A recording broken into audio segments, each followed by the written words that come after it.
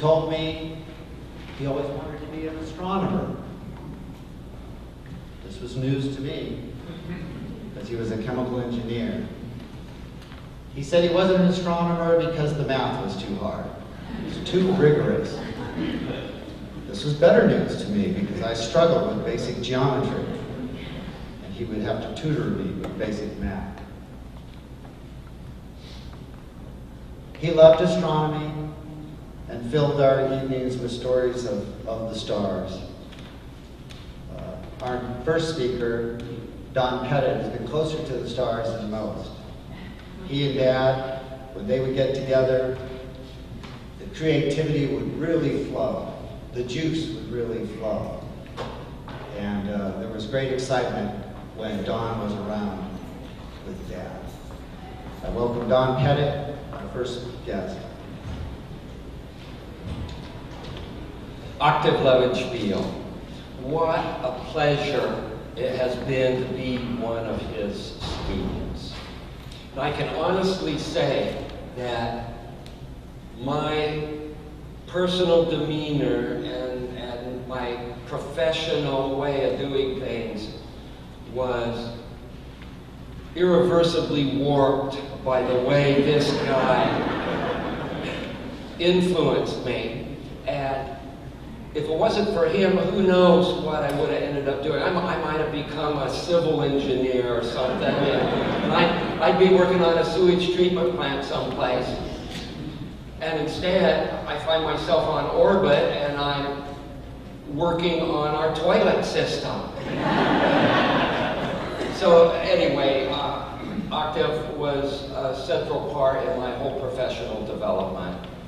And we will be diminished because he is no longer here. I also want to point out that another really good colleague, Tom Fitzgerald, he could not be here today. I spent about an hour on the phone this morning talking to him, and he passes his wishes and thoughts on to everybody. Thank you.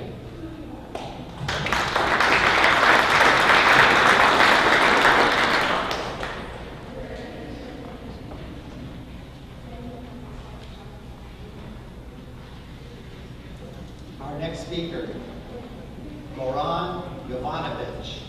Did I say that correctly? I remember stories about Goran and the Yugoslavs, as my dad would say. I remember him calling me. I was in school, college, I think, and he said, I would love these people. He said they start eating dinner at 8 o'clock at night, and they stay up late having fun. This was Dad's life. Goran, Sasha, Zoran, people we'll hear from today. Goran?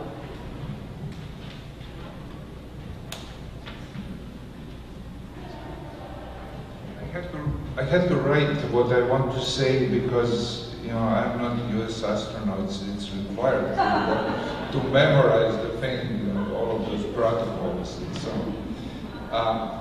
And also to keep it under 5 minutes as I promised.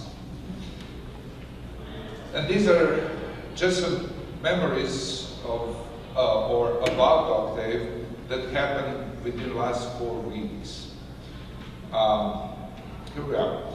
There are moments in living experience when life looks completely known to us, when our mind is omnipotently connected to everything, when everything is present, when everything is myself, when myself is a part of everything. At those moments, everything makes sense. Not a logical sense, but simple, clear, shiny, omnipotent sense. In psychology, this state of mind is called anthesia. Lay people call it collateral splendor. In 1976, Octave wrote the introduction to the Serbian translation of his book, Chemical Reaction Engineering. You can find it down among the others. And in that introduction, Octave wrote, and this is now a double translation because I don't have the original, and I was just going by what's there in the circulation. It says, I hope that this translation will create common understanding and perhaps goodwill among readers and among nations. In subsequent years, I was deeply disappointed in the ineffectiveness of these words. Just a decade later, people of Balkans went on to hurting each other in the civil war of 1990s. I was deeply wounded in the impotence of the words. Until last Wednesday, when three old friends from Belgrade, Zagreb, and Ljubljana sat together to commemorate Octave's life, and miraculously, again, we imagined the world of peace and perhaps goodwill among all humanity. That moment was a moment of collective consciousness when the words in the introduction became true again. There was nothing more seductive than the moment of collective change of consciousness at Balkans. Thank you all. In a more joyful experience, just 3 weeks ago in Bangkok, I met a young chemical engineer at the refinery in Rayong, Thailand. He was my tour guide through the refinery. Knowing that I was coming from Oregon State University, he was very much impressed to meet somebody who actually knew Octave. He considers himself as a student of Octave since he used Octave's chemical reaction engineering work. He was delighted with the opportunity to meet a person who worked with Octave. That evening, after dinner in the ancient city of Rayong, Maya and I went to find a small shop where they were making traditional Thai desserts. Miraculously, our refinery tour guide was working behind the counter selling the desserts. He was the shop owner too. We spontaneously started laughing, thankful for the coincidence of two strangers meeting again in a hot and humid Thailand night. Our only connection was the knowing of Octave in quite different ways. Needless to say that Octave's friends do not pay for dessert in that shop in Rayong, Thailand. Thank you, Octave. Finally, I would like to thank two women, Mary Jo and Becky, who actually sustained Octave's life and shaped him into Octave we know. Thank you, Mary Jo and Becky.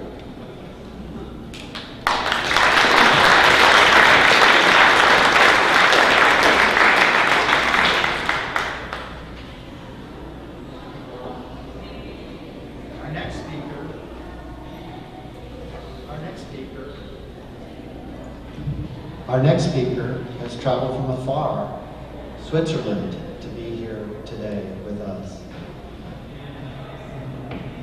Katie would call him a son and thought of him as such. Nothing would light up his smile more than hearing from Zoran. Zoran?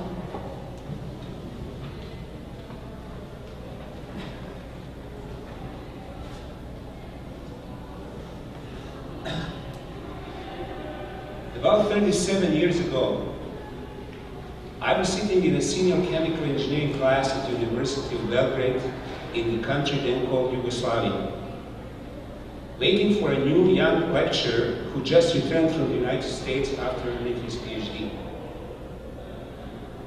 I remember having a terrible toothache that day, but we had no clue what that class was all about. And I decided to stay just to the basic introduction of the class, syllabus, and then to take a hike and leave to seek relief from the excruciating pain. That was also about the time when, although a senior, I had already started to seriously doubt chemical engineering as my career choice. And actually, one of the things under my consideration was movie editing. I like movies a lot.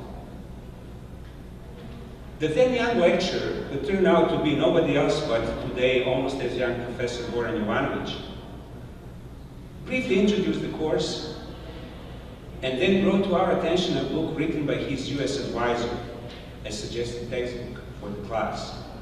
And that book he had translated, Goran had translated into Serbo-Croatian. I looked down at the desk and realized that the classmate sitting next to me had already voted. I picked it up and started perusing through it. And then suddenly, I ran into a half-a-page long problem describing Sherlock Holmes and Mr. Watson solving a murder mystery. What in the world a murder mystery had to do with boring chemical engineering? That day, I did not leave the class to see a dentist. Instead, like in the ending of Casablanca, the movie, this day marked nothing but the beginning of my beautiful friendship with chemical engineering that has never stopped growing. That was not the only time that Davies' books helped me through toothaches and headaches. But I happened to be even more fortunate than to learn from his texts only. As one of the lucky OSU chemies, I had the opportunity to meet and collaborate with Davy and experience him not only as a teacher, educator, a true mentor, but also as an eternal optimist, altruist, gentleman, friend, colleague, magician, joker, storyteller, Scrabble master, kite runner, chess and ping pong player. Poor Chinese grad students are still undergoing PTSD therapies after being yelled on and screamed on during the games. Ukulele player, although not as much as a violin player.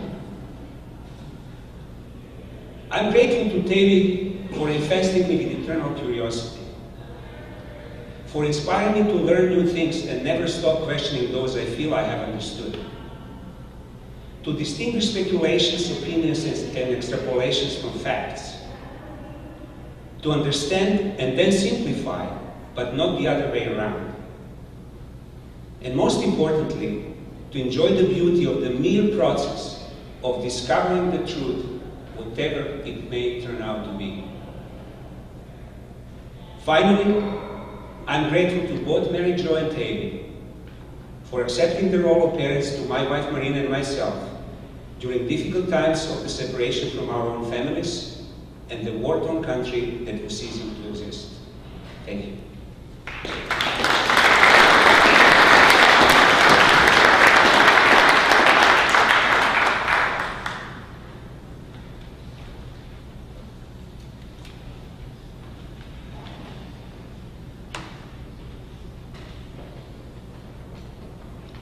Manuk Lakian, please.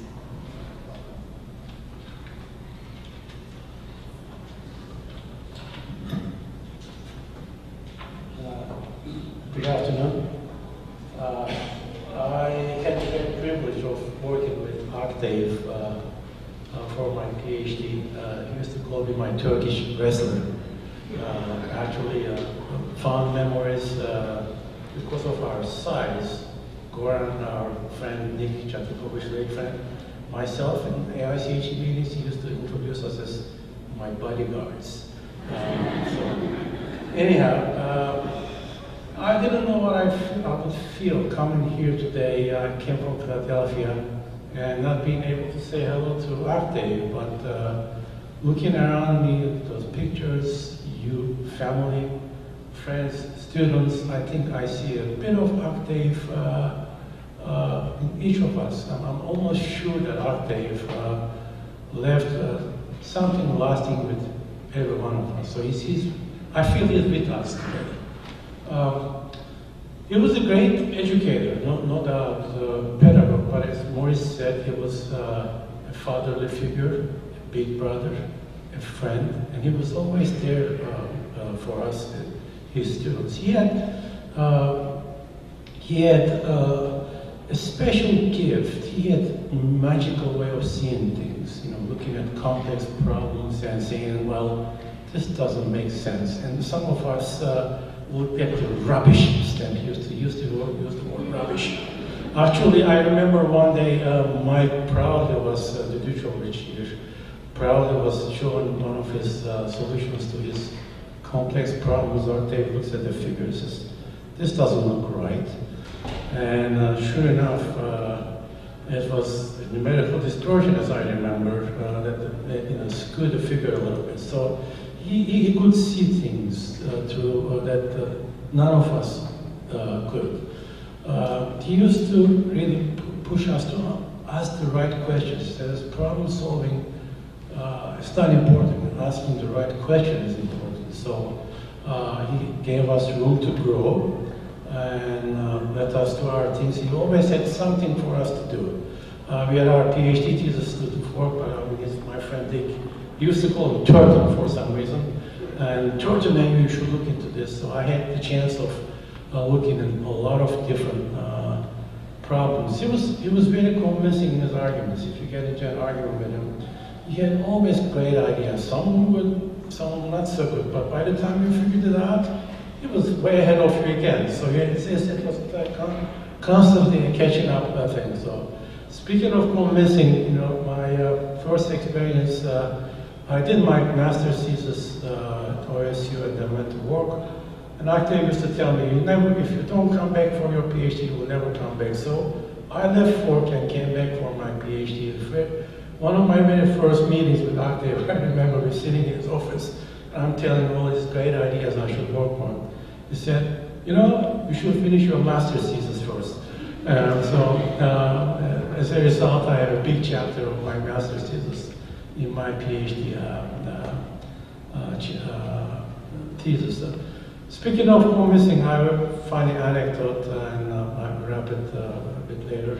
Because a lot of you don't know him. I work for Union Carbide. I don't know this story. I work for Union Carbide, so I called him for a talk in 1993. So Friday afternoon, he gives his talk, and we had a party, and he chopped almost every other young girlfriend I had at work. We drive home, so it starts to snow. Saturday morning, it snowed, blizzard conditions, and Octave was supposed to come back Sunday morning. 4 o'clock, I know somebody's knocking on my door. I said, Mom, get up! I said, what's the matter, Octave? I mean, there's a lot of snow. I have a flight at 6. We have to go. I said, this weather? He said, no, I called the airport. The runway is not open. I'm naive, I was. So I have a Jeep, we loaded everything. It's dark, I'm driving. By that time, there's no snow. Sunday morning, 5 o'clock, I pushed out of the driveway. I cannot recognize my driveway. Snow piles everywhere. We just drove about 10 yards, and the car started sliding downhill. And a 45-degree angle, and just got against a pile of snow. You should have seen how Octave came out of the car because he couldn't open the door. But the Octave genius came in the afternoon, and I had a climbing rope with 4 pulleys. And you should have seen the physics problem that Octave solved. He pulled the car out, putting pulleys all around the tree and pulling it with my other car. So it was a lot of fun all the time. So I learned a lot from him. We all did, actually. I look back, both personally and professionally. We look back, I look back myself, and with a lot of his students, we owe a big part of our professional success to Octave. He was, as a human being, he was kind, humble, witty, at times frugal. I learned if in a Chinese restaurant you pay more than $5 for a plate, that's not very good. So, as I was telling Becky, wherever he is, he's up there. I think he's gonna find Albert Einstein. He's gonna find Sadiq Carnot. He's gonna find Newton, and he's gonna challenge them. I'm almost sure he's gonna tell Albert Einstein. You probably don't know this. That all of the famous quotations he should have said, but he never said. Because Richard and I, we always remember, he used to quote Einstein, and they would look at him. Einstein, you really think Einstein said this? And he would smile. He would have made that up.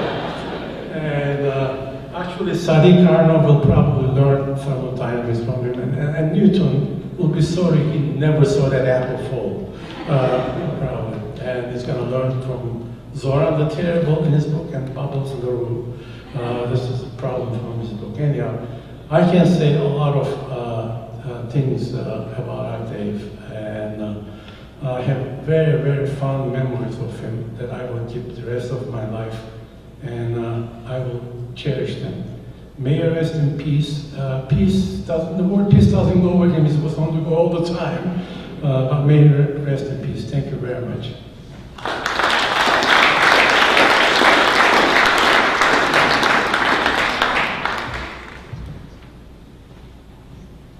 I remember when I would ask Dad, what did he do?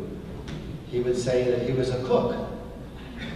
And no doubt that explained why Chinese food was at every gathering at his work, his colleagues. Our next speaker had a lot of lunches with Dad. A mechanical engineer, Manudi Murthy. You're as bad as you Murthy Kanur. After going 35 years, Davey never learned how to pronounce my name. Loyal as I was one of your brothers. But Dad is not old enough to be my father. But I have written a poem. And last night I revised it off waste basket. Instead, it's summarized memorial celebration of Octave, whom I met 35 years ago, something like 34, 35 years ago. And Korean hot kimchi dinners across the street brought us together for most of those 35 years. And not only that, they gave us one table that they don't need it for the next 3 hours. And and that hot kimchi made us very, I'm very argumentative with David because he's undefeatable and it's a challenge for me. And so we used to shout because when all the customers had gone off. But in the end, however, what I have done, dumped out at home, cannot be written about this grand personality. I threw it all away. And so I wrote this morning in a hustle, a pencil page. It is called He Is. He is so many things because I have to deal with them. He's kind, caring, and gentle. Never losing his temper or judgment. Always smiling when he abuses this meager body. And coming close to punching my nose. But he's friendly, he's trusting and trustworthy. There is no if and but about it. This man is a man he's trustworthy. Unselfish. He has no ulterior reasons except that for having a good kimchi lunch and arguing with a fellow that's willing to lose. He is a colleague with exemplary integrity, and that made me define what the heck do I mean by integrity. And I remember one thing that my mama taught me. Integrity means unity of, oneness of what you're thinking and what you're speaking and what you are implementing. Unity of those three things is in integrity. And people talking one, thinking one thing and not saying all of it, or saying something and not implementing it, it becomes a fragmented, worthless mess. Integrity is important. And this colleague with exemplary integrity is my fortune, coming from the other side of the globe, from a rice paddy field, not a chemical reaction engineer. He's a bright source of creativity. He's the definition of creativity. He's an art ball in his thoughts. And people write programs that will take 5, 6, 7 hours on supercomputers to give you an answer that is so complicated you can't interpret it. But Terry took the same problem and worked out in his mind without putting anything on the black and white on a piece of paper, and says to the order of magnitude of about 5, it's somewhere between 1 and 9. Not more than 10, not less than 1. He gave you the solution. That's all you need, because there are so many ambiguities there anyway. So he's a bright source of creativity. I learned that from him. He's not my teacher. I never took a class. Kimchi has its way of driving his thoughts. And the solutions he found are just back of the envelope estimates. And he's almost always right. But I tried to prove many a time that he is wrong, but I failed. And besides, if he finds a little bit absent of my enthusiasm, he used to ask, he tried to uplift me. He's an uplifting personality just by his face. He encourages, inspires, motivates, prods with a kick on the butt when I'm not finishing that chapter that he invoked me into writing my book. I never finished it. Now he's gone. And I still remember. And he's enlightening and noble to me, whatever that word meant. You should know more than me because it's your mother tongue.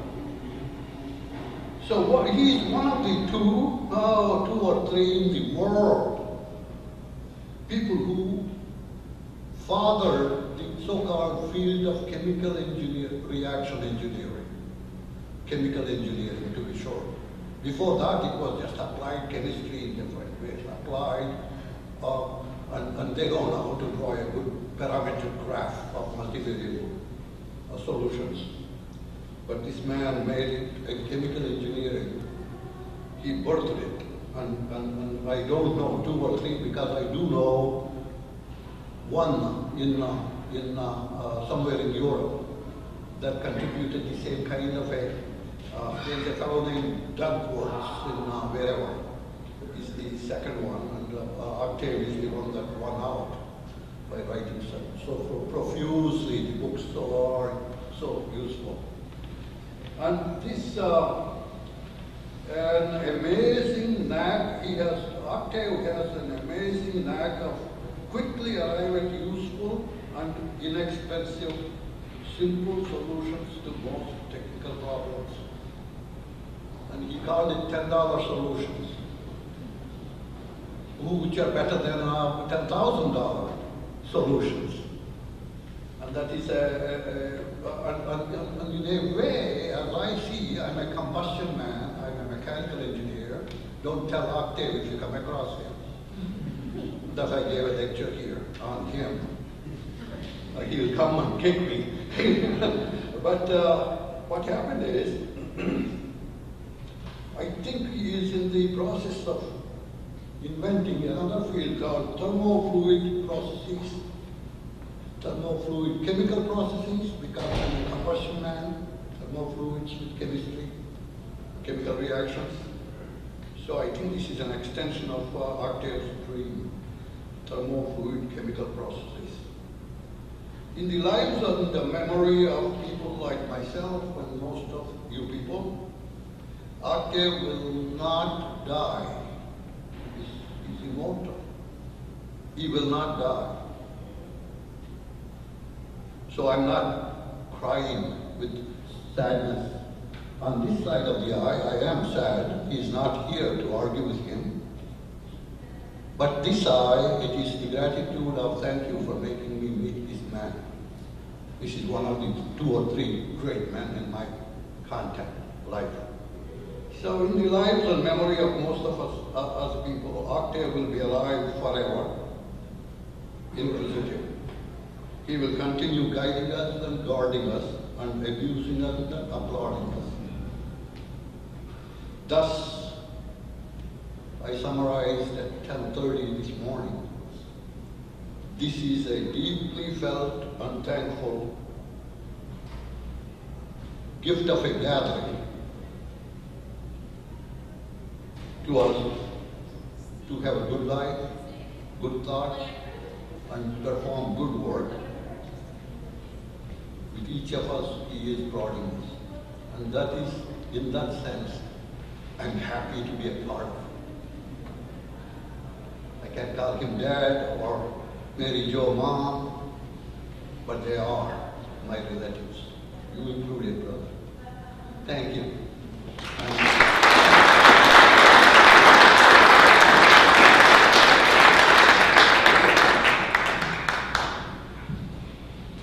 Just so you know, Murdy, Dad's father was a mechanical engineer, Abe Levinsville.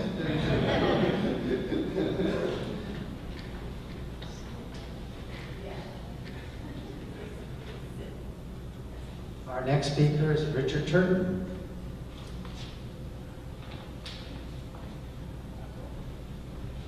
Turton.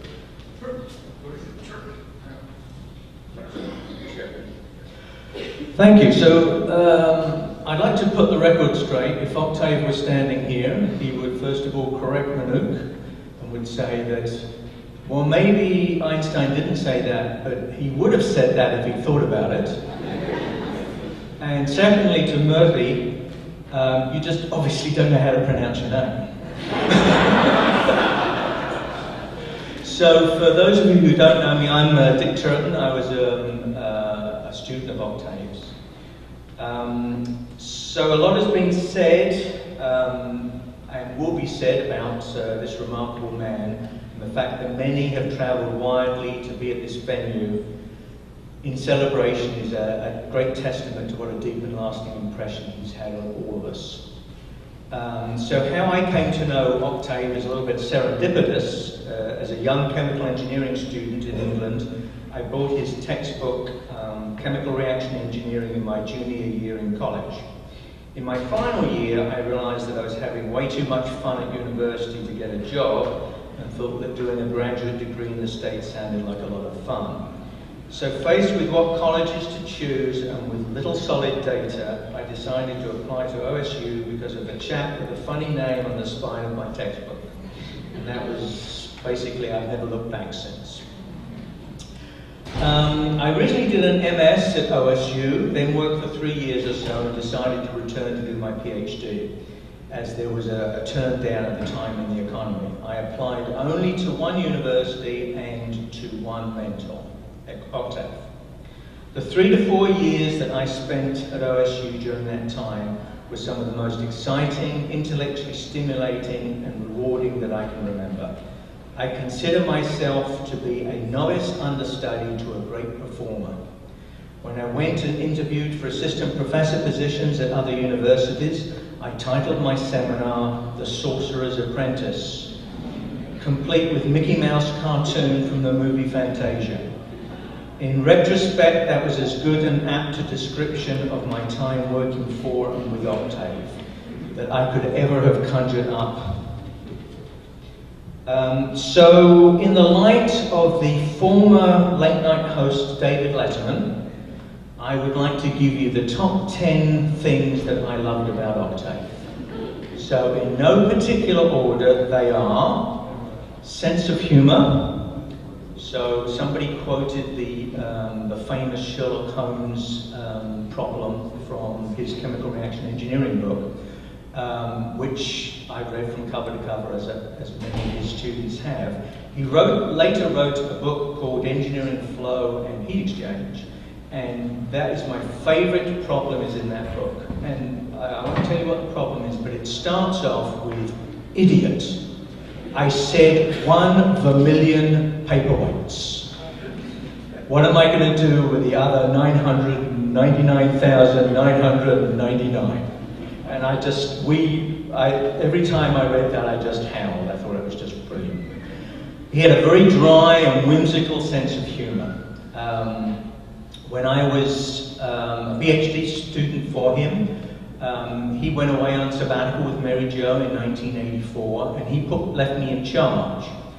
And so I was sort of dealing with all his correspondence, and just before he left, he gave me his bike. He said, look after this for me, and I'll pick it up when I get back. So I said, no problem, thanks very much.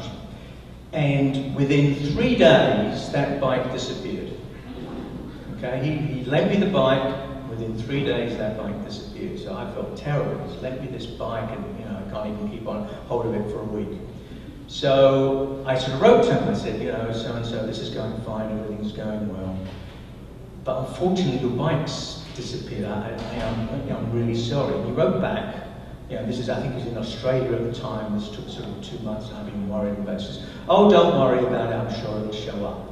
I was like, sure it'll show up? Somebody's stolen it. So, Mary Jo and him sort of went all around the world and finally came back.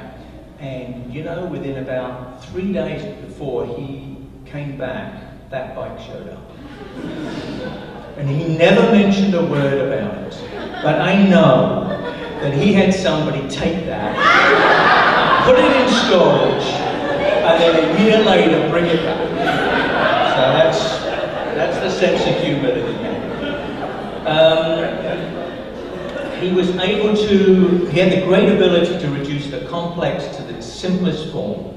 This is really a testament to his great intellect and deep understanding of a problem. I'll talk a little bit about that later. Number 3, work ethic. He seemed to work all the time. New books, articles, seminars, new problems. His mind was always whirring away. But it never seemed like work. He was always happy. He was never, it was never a grind. This is something that he did. And that's something I really got from him, that ability to work and think about things and just enjoy that. That was a great characteristic that he has. Kindness. He was always very welcoming to foreign students. He was just so kind to us. He would lend us money. He would take us out for dessert. He would have us over to the house, etc. So it was just a pleasure to be around him because of that. Curiosity. Probably the most curious person I've ever known. When Mary Jo and Tavy came and visited us in Morgantown, we were just building a new house, and we took them over, and it was sort of under roof, and they were finishing the thing off, and Tavy went around the whole house flushing all the toilets. And he just wanted to see if they worked, just checking the plumbing, so that's artistic ability.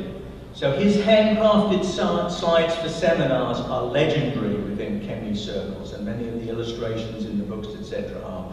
And obviously that artistic streak is reflected in all the great work that Becky does, and this incredible drawing here, this is just unbelievable, so I'm really impressed. So that was number 6. Number 7, he was a great teacher, clear, concise, and to the point.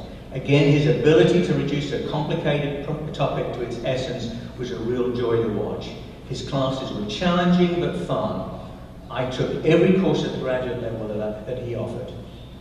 And then I always considered that one of his greatest traits is his shunning of all forms of fashion. I believe that he was the only person I've ever met that thought wearing a tie with a golf shirt was okay. His other one was shunning of high cuisine, as has been pointed out earlier. So I remember having quite an involved discussion about what makes up good food. And Octave's thesis was that you needed to maximize the calories per dollar. Right? So after extensive research, he concluded that the best food was the fish sandwich from Bob's. It was cheap, it had enormous number of calories, and according to Octave, it was very, very tasty. I couldn't agree with him on that one. So number 10, I was going to put in, and then I realized that there were so many others that I thought I'd let everybody else decide. You put in the number 10 that you think's there, and all the other ones. 10 is obviously not enough to give Octave. So to conclude, he was a great guy, immensely talented, a lot of fun to be with, and made a deep and really lasting impression really on everybody he met. He will never be replaced. Thank you.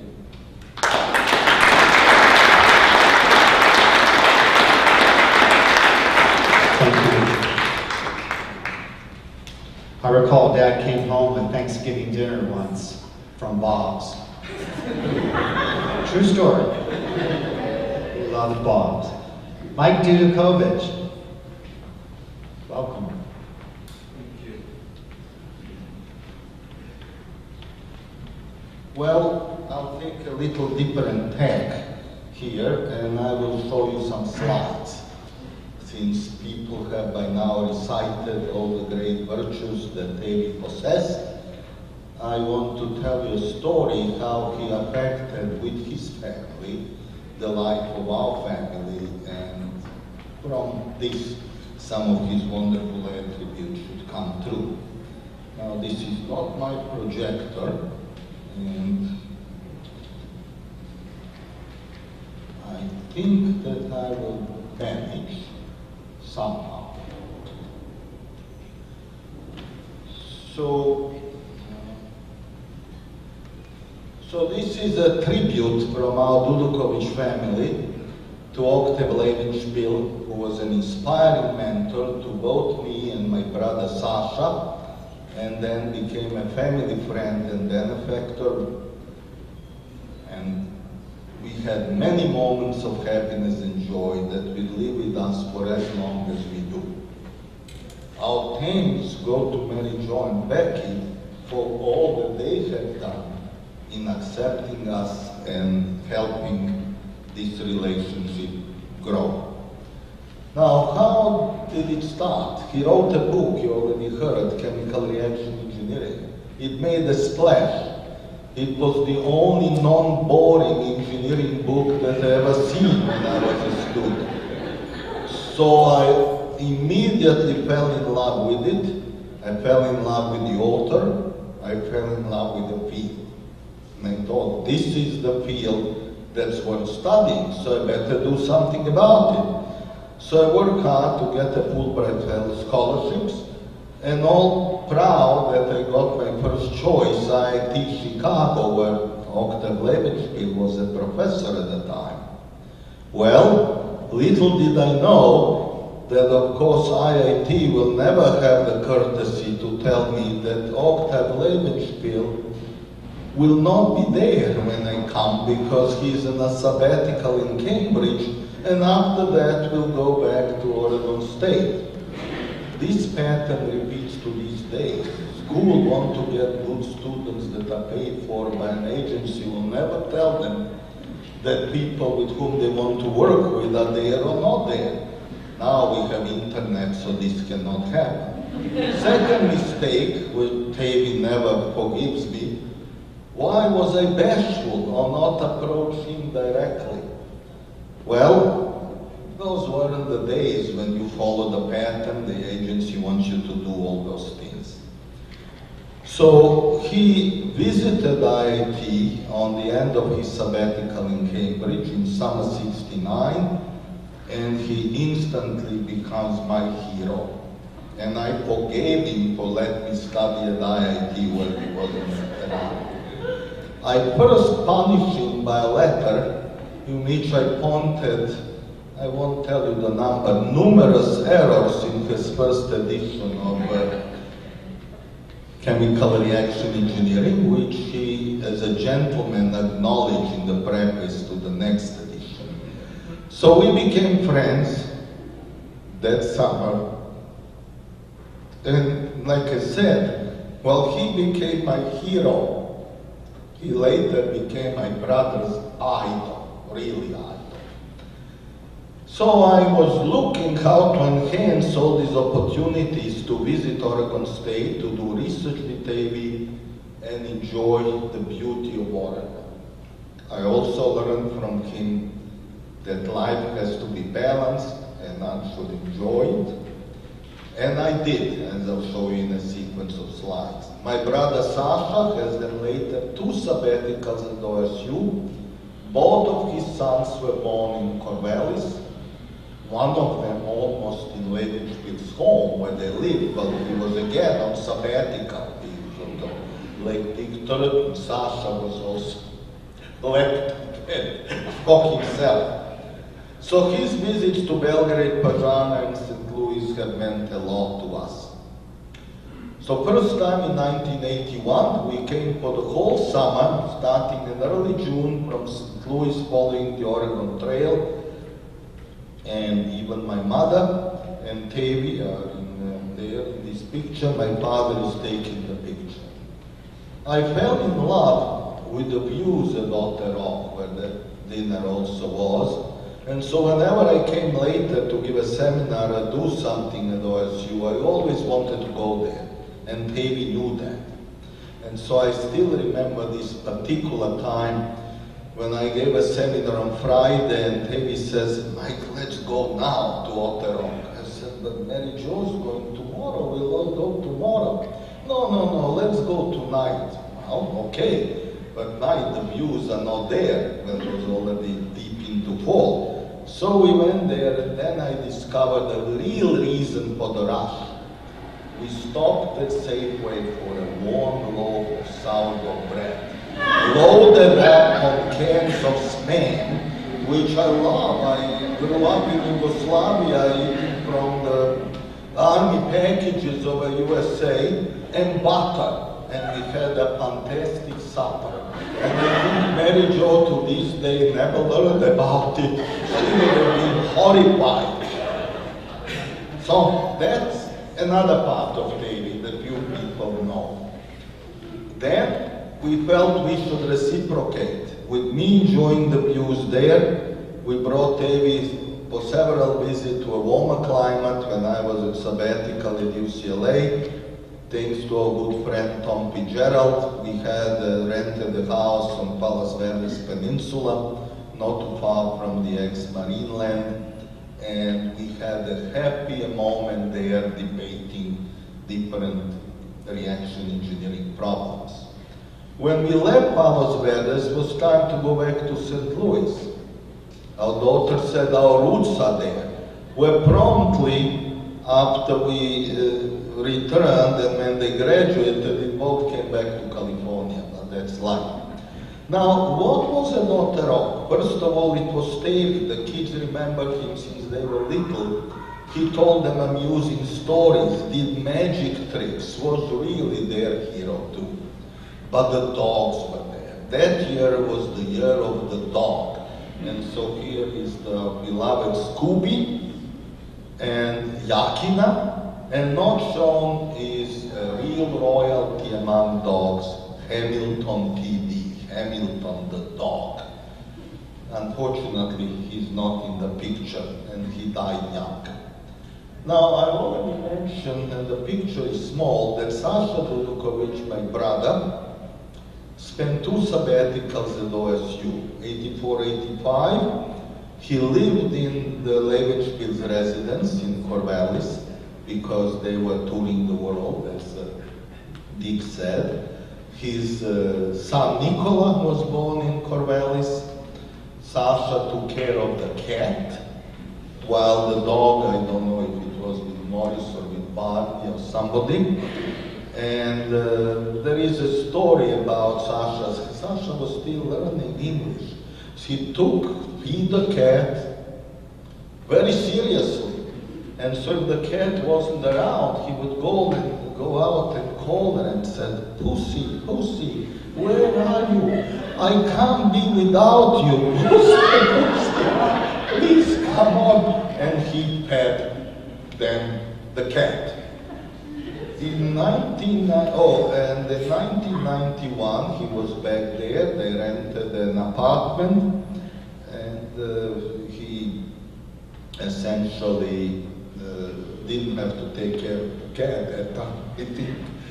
But at that time, I named this foursome of wonderful gentlemen the Gang of Four. If you recall, around that time, Mao Zedong is struggling with his own Gang of Four in China, so it's a good name. So the Gang of Four is Davy, Manuk, Turton, and Sasha.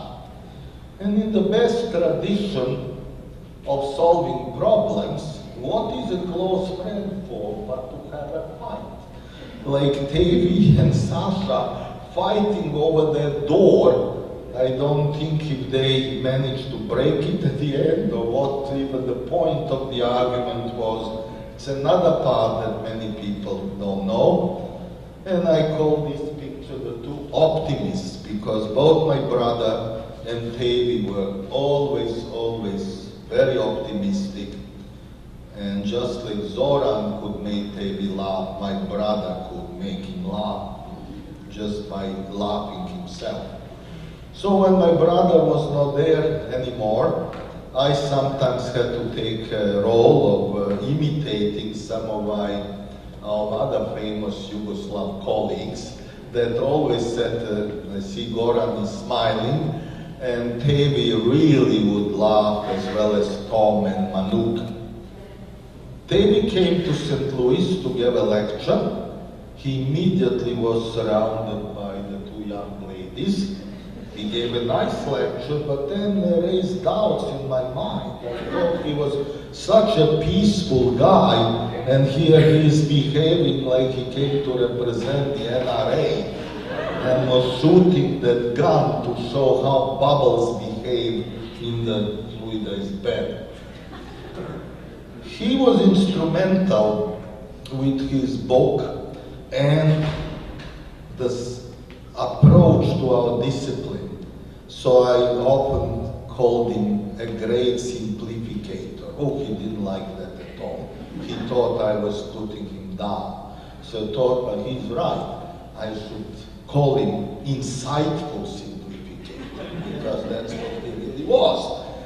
And so you can see we were able to attract a lot of people from industry to listen to our musings, where reaction engineering is going and how to improve it. And among that crowd was Aldahan, who was a graduate also at OSU. Manuk was there hiding and so forth. Now, typically, we would talk about Tevi's Omnibook, which I wasn't very happy when he would at many international meetings say, well, here is then Mike Dudukovic concocting into a reactor the recipe that the chemist made. So I had to say, well, this is the vision of the art, how it is now, and how Professor Levenspiel, who by the way has knowledge of chemistry too, to concoct a recipe, should now be transferred into more use of science and technology. And Tevi often came to our meeting. It was always a big drawing card for me to draw more audience. But truth be told, even when he couldn't travel anymore, I got his permission to give some of his talks on dinosaurs, and especially the one on making friends with chemical reactors. So simply, this would be the title of the winning after dinner talk, Making Friends with Chemical Reactor by Octav Levenspiel, Dr. Seuss of Reaction Engineering, narrated by MP Dudukovic. So that is also what he did for me. He loved reaction engineering and thought that always bringing it up and discussing is good. So here is a 2002 picture of the brainstorming group there at Otter Rock. Most of the characters you know, not, well, I can tell you later who all of them are, but just to prove, because Becky's there and there were also females. We were not just a male chauvinist club, except when we started talking about reaction engineering, we wouldn't ask them to leave, but they would have good enough sense to leave. So. Now here is Tevi in 2005 at the University of Belgrade, receiving an honorary doctorate degree. And have a guess what he talked about, the dinosaurs, of course. Now, that event was organized by my brother, who had the misfortune of passing away about a month before it happened. And Tevi did come. Tom Petty tried to come, but NASA stopped him of going into a communist country. But still, the gathering was quite successful, thanks to my sister-in-law, Tanya, next to Tevi, and Judy, and all the other people.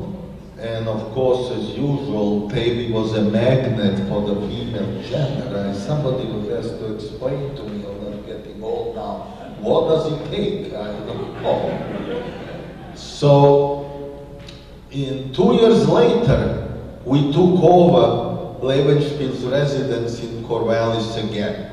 Mary Jo will recognize her room. We didn't do any damage. We behaved in a civilized manner. And in the meantime, the three amigos were contemplating the current state of reaction engineering in Otter Rock.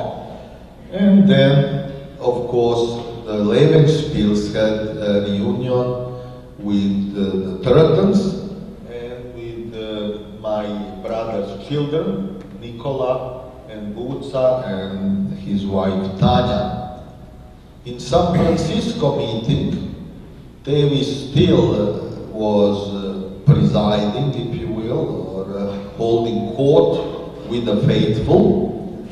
And Dick Turton is there, Tom Fitzgerald, myself, Manu, Goran Jovanovic. And just for you to realize that Jovanovic is really the Smiths in Yugoslavia, there is another Jovanovic, and that's not Zoran, who wasn't there at that meeting. So, in 2014, we visited Tevi and Mary Jo in their new home in Portland, and we rambled through several editions of Science and Technology, so nicely illustrated by Becky.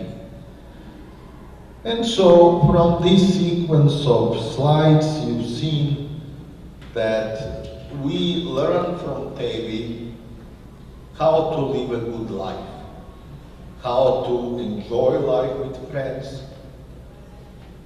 And because of that, friends become like family, and they never are. They can't be forgotten.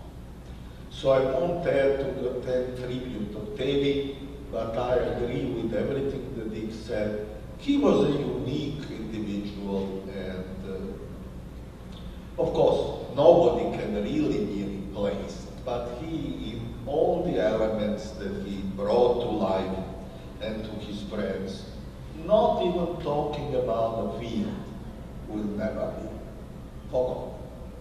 So thank you.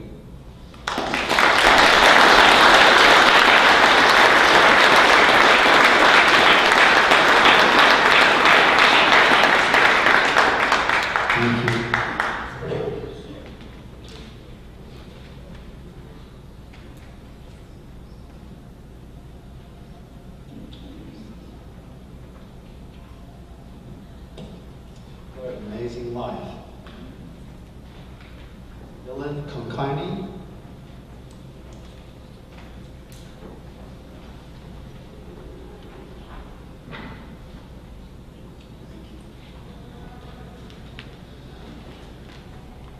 I came to know about passing away of Professor Levenspiel from a friend with whom I studied chemical engineering in UTCT, India. His friend's name is Sanjay Mahjani. He is a professor in IIT Mumbai in chemical engineering department right now. He posted this message in the WhatsApp group of 1989 batch of UTCT chemical engineers. Other than I, nobody in this group had an opportunity to meet Dr. Levenspiel or interact with him or work with him. But each and every student felt a personal sense of loss after hearing the news. We exchanged condolences with each other as if actually we belonged to the family of Professor Levenspiel, and shared with each other how his outstanding contributions to chemical engineering changed our careers and our lives. And this was happening thousands of miles away in India. And I'm sharing this incident with you only to actually let you know, which you already know, that Levenspiel's contributions are really far-reaching. They are actually across the globe. Each and every chemical engineer in this world has been touched positively, very strongly, by outstanding contributions Professor Levenspiel has made to chemical engineering. You know, in UTCT, from where I got my bachelor's degree in chemical engineering, Professor Levenspiel was and is a legend. In fact, when I was a junior in UTCT, I thought Professor Levenspiel had already passed away, because most of the legends who contributed to various fields of science and engineering were historical figures who lived long time ago. Because of his actually contributions to chemical engineering and because he was a legend, I thought actually he really had passed away. But later on I was very impressed to know that he was a living legend. And I was very thrilled when I got admitted into chemical engineering master's program in Oregon State University. And I carried his chemical reaction engineering book with me to the Consulate General of America in Mumbai to get my student visa. And for sure, actually, I got the student visa. And I had very satisfying career here in Oregon State University as a master's student under the guidance of Professor Levin. Professor Levenspiel, however, no matter who your thesis advisor is your advisor and he's a spiritual guru. And he taught me actually almost everything I know about chemical engineering. You know, he always outfoxed us by asking naughty yet insightful questions in such a way that we never forgot the lessons we learned by not answering the questions.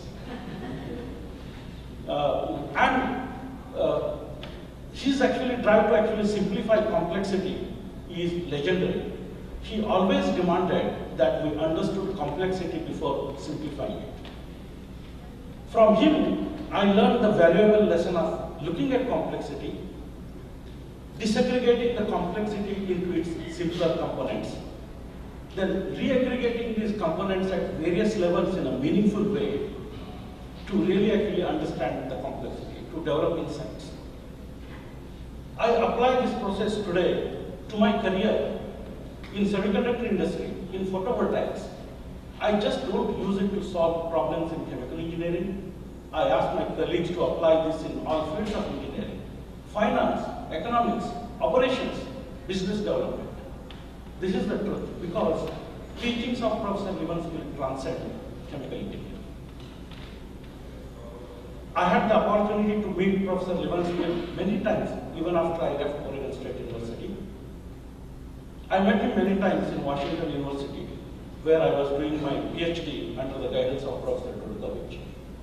I met him in various conferences, thanks again to Professor Dudkovich. And every time Professor Levenspiel met me, he either showed a new book he wrote, or a new idea actually he came up with. And every time he teased me for solving too many partial differential equations to understand a problem that could be described by simpler physical insights. Obviously, he shaped the field of chemical reaction engineering. And he shaped students who studied chemical reaction engineering. He was an outstanding chemical reaction engineer, everybody knows that. But to me, he was even a greater human being. His drive to simplify complexity was both pure and rebellious. But he had an outstanding sense of humor. His warmth as a human being was extremely comforting. His kindness was infectious. As I said before, his sense of humor was outstanding. And more importantly, his humanity was completely out of this world. For me, he will always remain truly and absolutely remarkable. Of course, Professor Levenspiel is not with us today, but the work he has done as a chemical engineer, and more importantly as a human being, he is going to stay with many people he knew, but countless people who knew him. That's always going to be the case. And I'm going to remain in debt for him, not only for teaching chemical engineering, but for shaping many values I carry today as a person. So I end this just by saying, Professor Levenspiel, rest in peace, while the rest of the world celebrates your life. Thank you.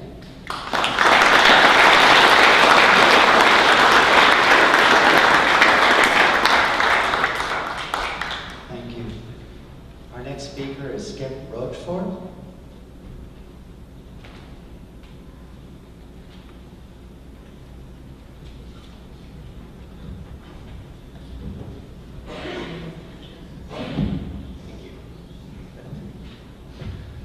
I brought some props because we do have visual learners here, so I want to accommodate that. So when Becky said we have a lot of speakers, I don't know if we have enough time, I said, well, put me at the end because I saw the list and I realized that there might be 3 hours worth of people saying stuff here.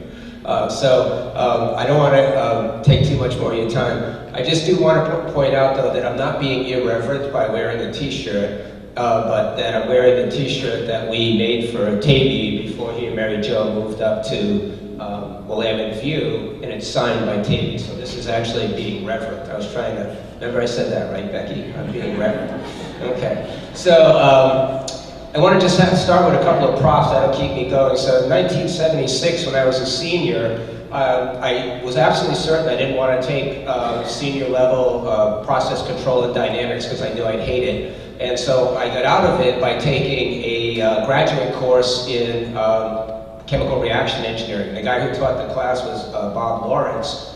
For some odd reason, at the end of the course, I don't know, maybe because he felt bad for me or something like that, because I was the only undergraduate in there, he handed me this book, and he said, here, take this. I have 2 copies, and it was the original copy of Chemical Reaction Engineering, that I didn't know why he gave it to me. So I took it and I threw it in my bag and carried it around with me. And then eventually in 1993, I ended up at Oregon State University, and so I'm representing the faculty. And I finally did get Tavy to sign this for me, and I realized that there are many things that happen in life that we just don't know where they're going to lead, okay? And this led me to Oregon State University and my interactions with Tavy.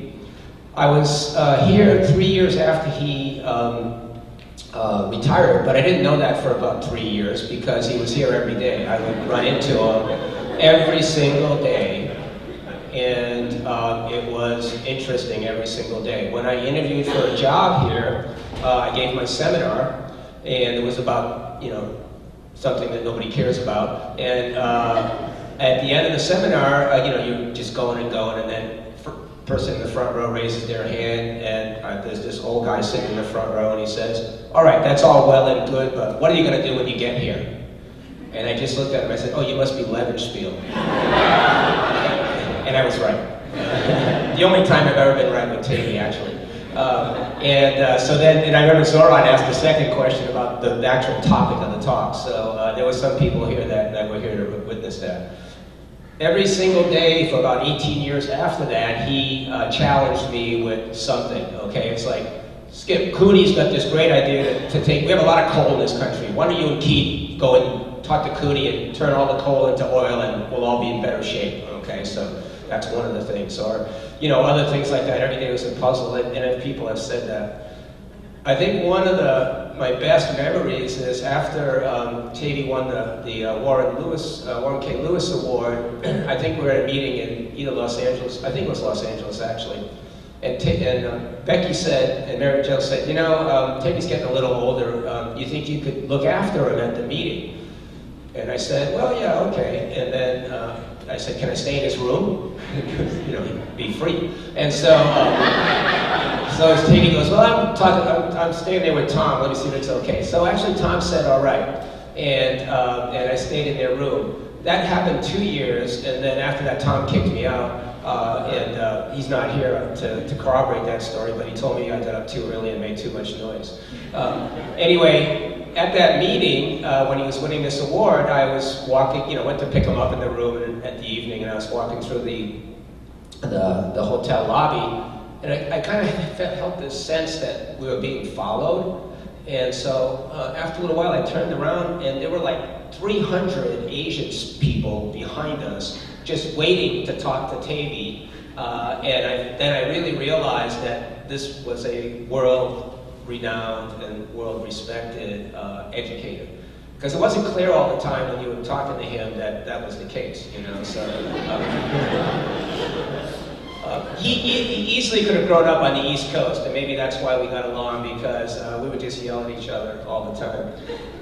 I'm going to tell this one story, Mary Jo. I'm not sure if I ever told you or not. Maybe you can block your ears, all right? Okay, good. That same meeting was the last time that I was in the Exxon Suite. For those of you that don't know, the Exxon Suite's a degenerate place for old men to, you know, drink and do bad things.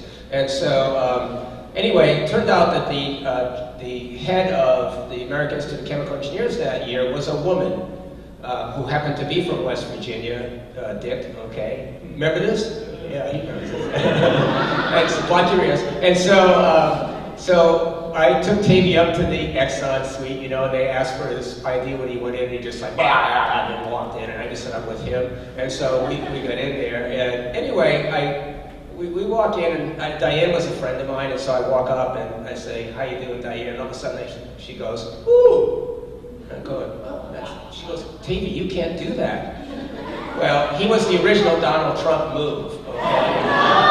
And when I saw Donald Trump doing that, I just thought about Tavy. It's like, this was a classic, okay? And somehow he kept getting away with it.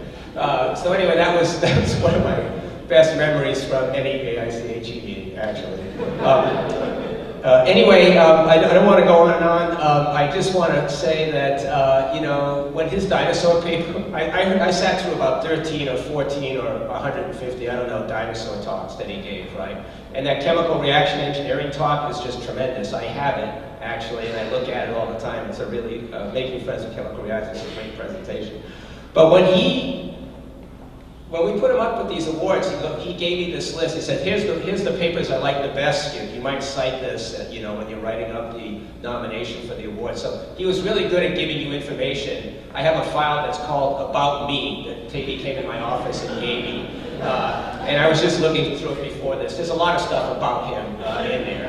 And he would highlight everything that he wanted me to, you know, say in the letter and stuff like that. So it was really easy to write nomination letters. He basically wrote them himself. The thing about that was I never saw him so happy, I think, is when they finally, I think at the 19th attempt, accepted the dinosaur paper.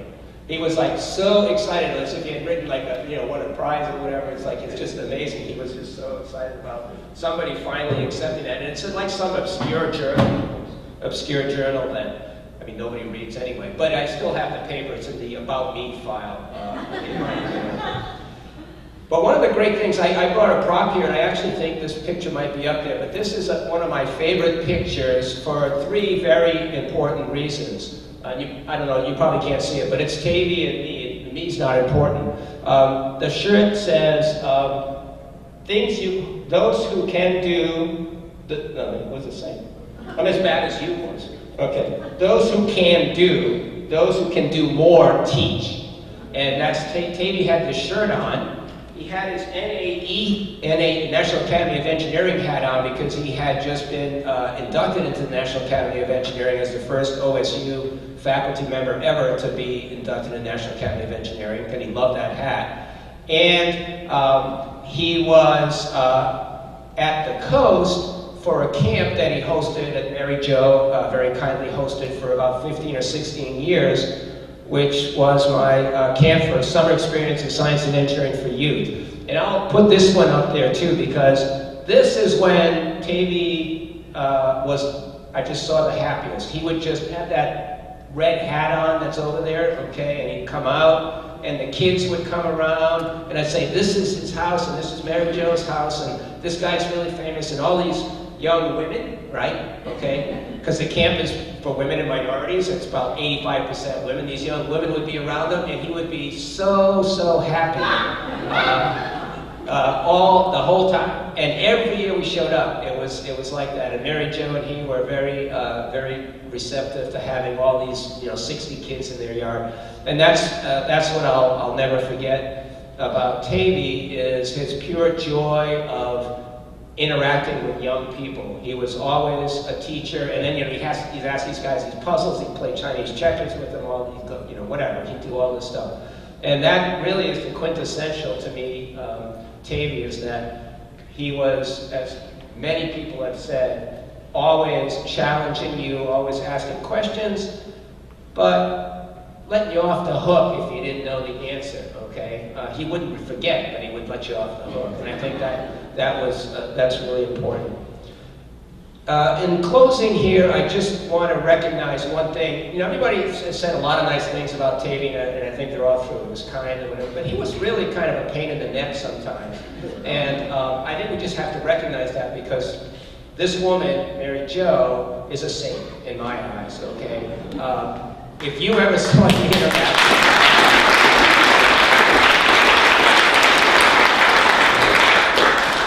and I know saints because I was almost a priest, so I know what it takes, okay? Every time I would see an interaction between Mary Jo and Tavy over 23 years that I knew them, I just kept nominating her for sainthood, okay? Because he wasn't the easiest person in the world to get along with. He was really nice and very engaging, but he was not the easiest person. And I just want to recognize that, Mary Jo, in a lot of ways, enabled Tavy to be Tavy. And I think that's a really important thing that we need to remember. And I'm sure if he was standing here right now, he would acknowledge that, So thanks to Tavy, thanks for everybody for showing up, and thank you for putting all this stuff together. Mary Jo, thanks for everything you've done for me for many, many years.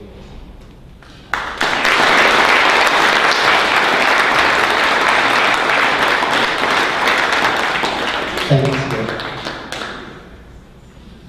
I think a mom and dad showed up at 9 o'clock. She was always happy to see him, but there was 8 students behind him, and they were all hungry. Or for the weekend, I happened to invite some friends over.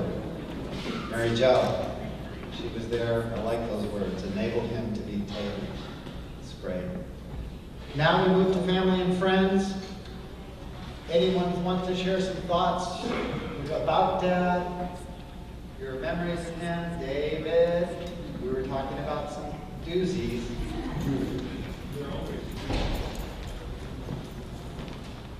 Kathy? Tavy's daughter. I'm the other daughter that Tavy didn't have. At least that's what he always said. I'm representing the non-scientific part. This is the folk ethnic part.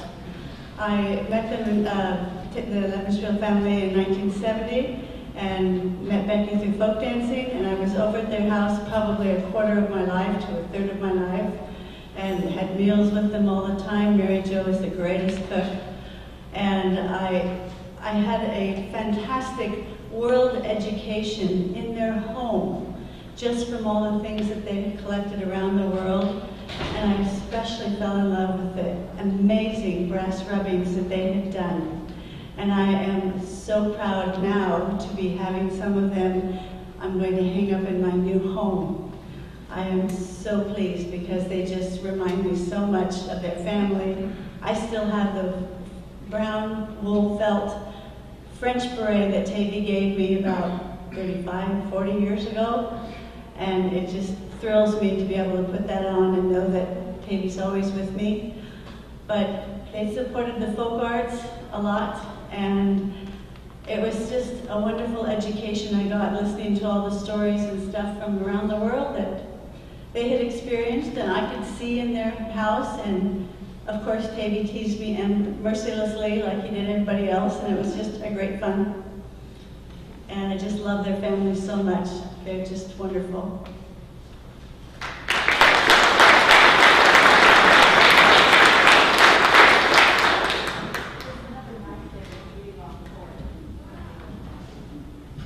Anybody else?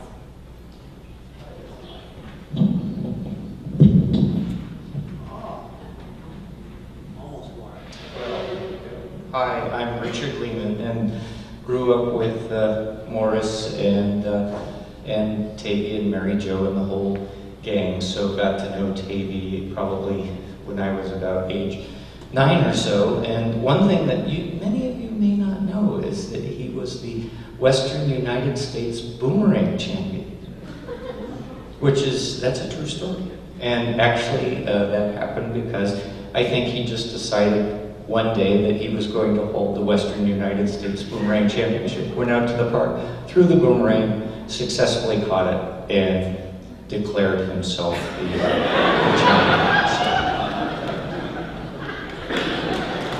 Thank you, Richard. Richard and I shared lockers throughout junior high with Lehman Leavensfield. So we always were assigned a locker. David?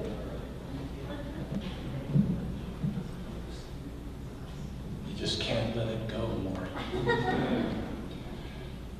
Tavy was a wonderful, warm guy, as all of you storytellers have said up to now. And I'm glad that his warmth and enthusiasm and fun was reflected in his professional life as much as it was in his home life. Because I remember as a kid, him being entertaining with us, the stories you saw online of pulling quarters out of the ears or the nose or wherever, the magic tricks he would play with us was always great.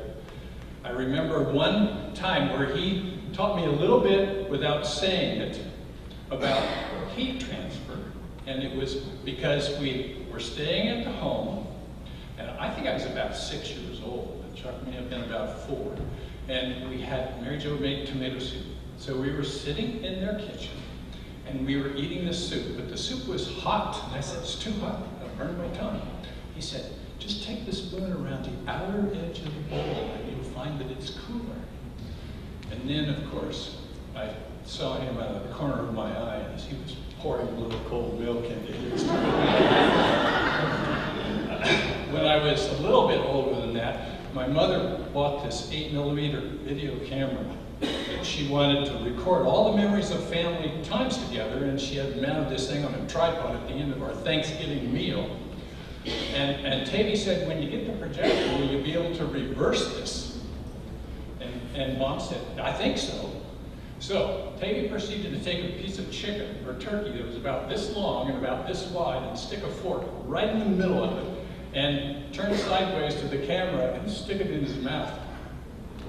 We've shown that video and reversed it so many times in our life together as families. It was crazy because he was thinking about this before we even thought about it. And I remember when he presented me his own special edition of his last book. And he said to me, quite frankly and quite seriously, but very warmly, you'll only understand about the first 2 chapters of this. Even though I was not the technical person, he understood that it was okay. You didn't have to be superstar to be able to be part of his family and his family experience. I'm thankful for Tavy. Mary Jo, you did a good job supporting him and being there to make him be what he was. And it was great that he could be what he was. And it's always fun to share with all of you. Thanks, Mark.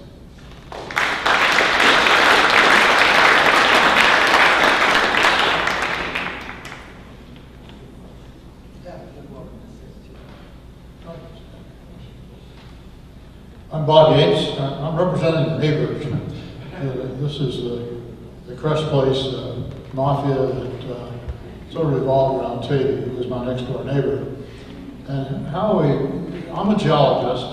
Tavy's a chemical engineer. What in the world could we talk about in common? I didn't know anything about chemical engineering, that's for sure. But it turned out Tavy knew quite a lot about geology. And you've heard mention of this in some of the talks before this, what he called the dinosaur paper. Well, I think I was along on the walks when we talked about dinosaurs, and so I'll just tell you a little bit about what that's all about. Dinosaurs were the largest land animal on Earth, and the pictures that you see in museums, you see the big brontosaurus standing up there in his long, skinny neck, and he's browsing off shrubbery at the top of the tree. Tavy says straight away, not happening, can't be. In order to do what is expressed in those diagrams, a dinosaur would have to have 3 hearts, and obviously it doesn't have 3 hearts.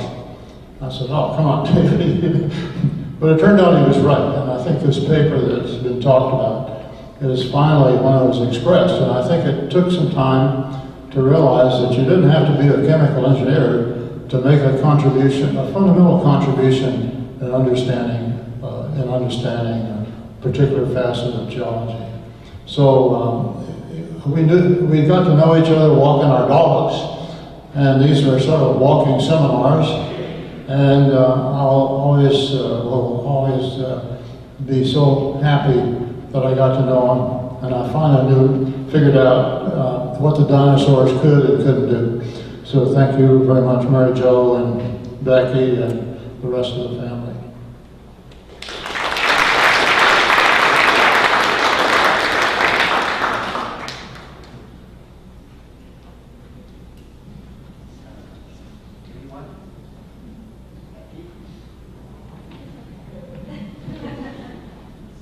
Well, there are a lot of memories to share, and hopefully we can do so.